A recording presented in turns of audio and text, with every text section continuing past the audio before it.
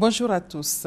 Après l'intervention de plus de 150 chefs d'État en ouverture de la COP21 lundi et le début des discussions marathon mardi, le troisième jour de la COP21 était placé sous la thématique de la résilience, soit la capacité à résister, s'adapter, récupérer après une perturbation. La COP21, c'est la 21e conférence des parties, c'est-à-dire le rassemblement annuel de tous les pays désireux d'agir pour le climat. Et en marge des travaux, on l'a dit hier, le chef de l'État a visité la Fondation Charles de Gaulle, fait marquant la découverte par le président Alassane Ouattara d'un document portant la signature du premier président de la Côte d'Ivoire, Félix Houphouët-Boigny, alors ministre d'État dans le gouvernement de la 4e République française. Vous le savez, ici en Côte d'Ivoire, un poste militaire a été attaqué à Olodio, sous-préfecture de Tabou. Bilan 11 morts, 8 assaillants interpellés, des armes de guerre saisies. Toutes les positions militaires seront renforcées, a annoncé le ministre de la Défense, Paul Kofi.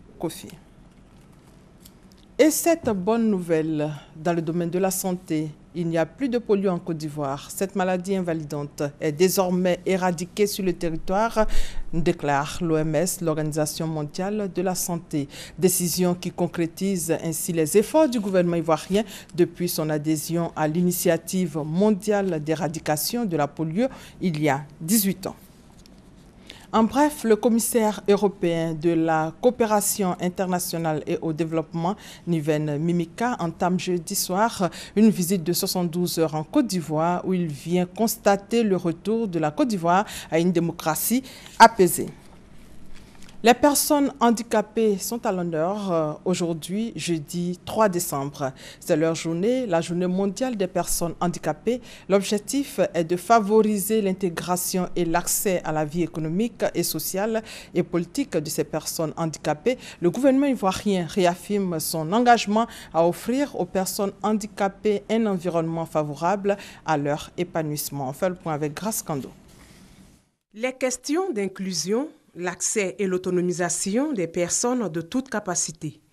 Thème retenu pour la 23e journée internationale des personnes handicapées, proclamée par l'Assemblée générale des Nations unies en 1992.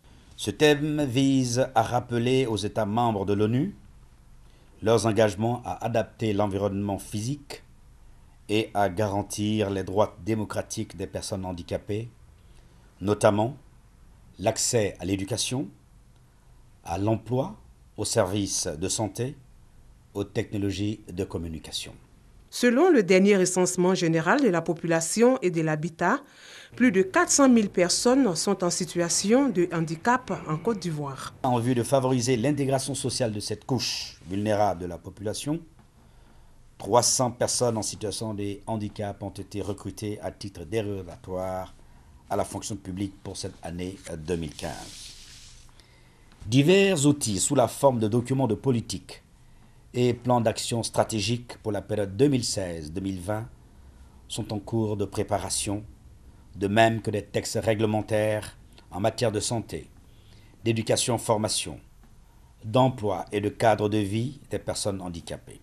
La Journée internationale des personnes handicapées est donc l'occasion pour le gouvernement de réaffirmer son engagement à offrir aux personnes en situation de handicap un environnement favorable à leur plein épanouissement.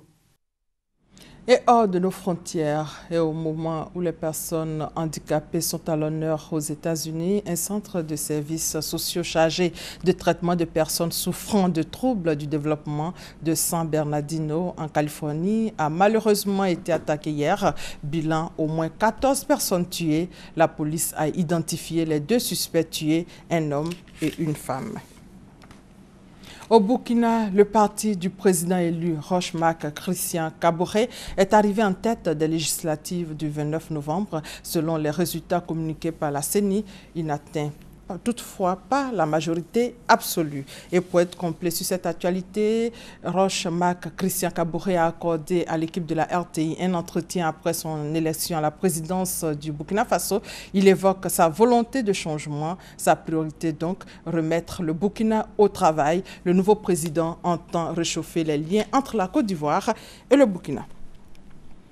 Le groupe État islamique ne cesse de se renforcer dans son fief libyen de Sirte, où affluent combattants et nouvelles recrues étrangères, à l'heure où l'attention du monde est focalisée sur la Syrie et l'Irak. Et pour terminer, la Grande-Bretagne a effectué ses premières frappes aériennes en Syrie contre des positions de l'organisation de l'État islamique, quelques heures seulement après le vote favorable de la Chambre des communes. Et c'est la fin de ce flash, on se retrouve à 13h. Merci de votre fidélité.